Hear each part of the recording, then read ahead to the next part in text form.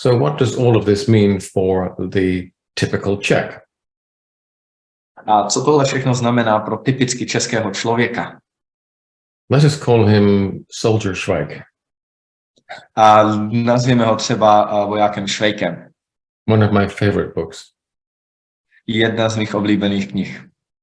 So if he is eating a modern diet, he has a bad 6:3 ratio, and he therefore has chronic inflammation in many different tissues. Tak ve skutečnosti, pokud jí moderní stravu, má vysoký poměr omega-6, omega-3, má chronický zánět v těle, který poškozuje mnoho tkání v jeho organismu. And because he is not eating prebiotic fibers in his food, he also has chronic inflammation in the intestines. A z toho důvodu, že nejí prebiotické vlákniny v dostatečné míře, tak má dokonce i chronický zánět v jeho střevech. Unfortunately, Private Schweik has therefore many health problems. A z toho důvodu voják Švejk má mnoho zdravotních problémů. So what we do is we give him balance oil, and when we do, the chronic inflammation in his body starts to fade. A z toho důvodu mu dáváme balance oil a mnoho částí jeho těla začne snižování chronického zánětu a pozitivně ovlivňovat a zlepšovat jeho zdraví. Next, we implement the xenobiotic program. Dále mu dáme xenobiotik a dostaneme ho do programu i o péči jeho střev. Once we have done that, we see further improvements. A dále vidíme, Marku, když tak ještě klikni, vidíme další zlepšení i v oblasti jeho střev. But this is not the entire story, because we know that when people are very heavy, they start to develop inflammatory stress in pockets of fat that are located deep inside the abdomen. A ve skutečnosti toto není úplně celý příběh, protože lidé tím, jak mají nadváhu a řeší problémy s obezitou, tak se jim vytváří záněty ještě v hluboké tukové tkáni, která obaluje naše orgány, říká se jim třeba viscerální tuk. And Extend, which contains all of those different kinds of vitamin E and the polyphenols and the other phytonutrients, it is designed to reduce that kind of inflammation as well. A Extend, který obsahuje jednak komplex těch vitamínů E, polyfenoly a ještě další výtažky z rostlin, tak řeší problémy i tady v té hluboké tukové tkáni a odstraňuje záněty z tukové tkáně také. And finally, by adding Viva to the mix, we can start to address neuroinflammation and the psychiatric or mental health problems that this man has been suffering from.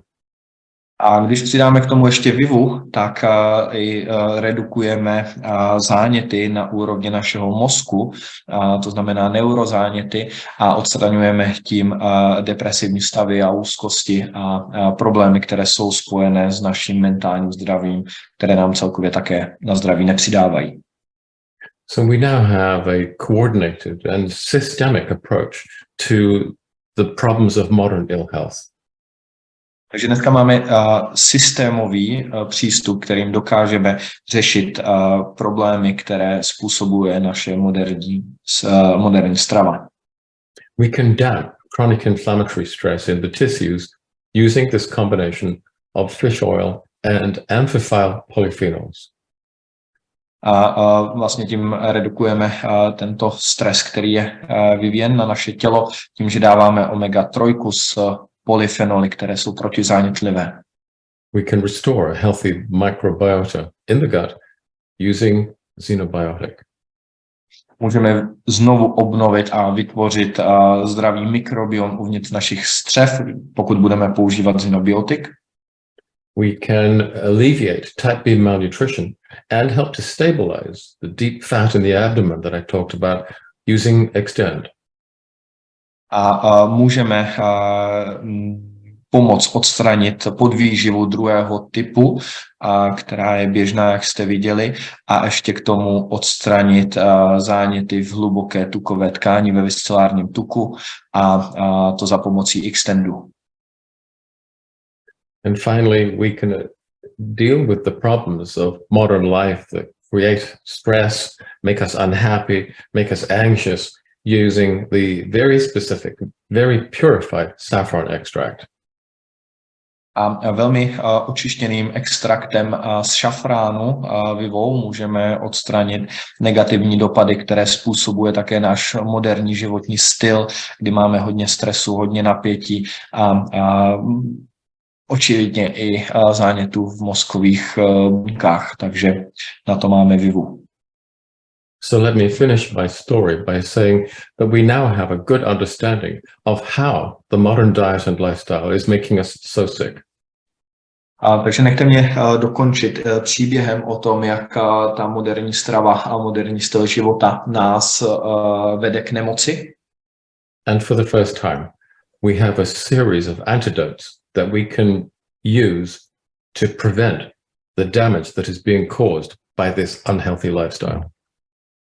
A o tom, jak poprvé v historii máme nástroje, máme ucelený holistický systém, který nám pomáhá odstranit škody napáchané tady tím moderním stylem života. Now, the data from the historical records and from the blue zones indicates that if we can take this program and spread it across the nation, we will reduce the burden of chronic ill health by as much as 90%.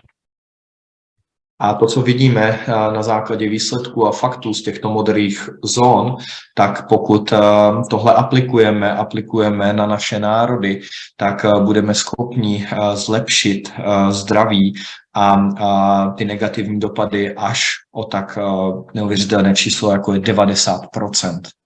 This has the potential to completely change the public health landscape.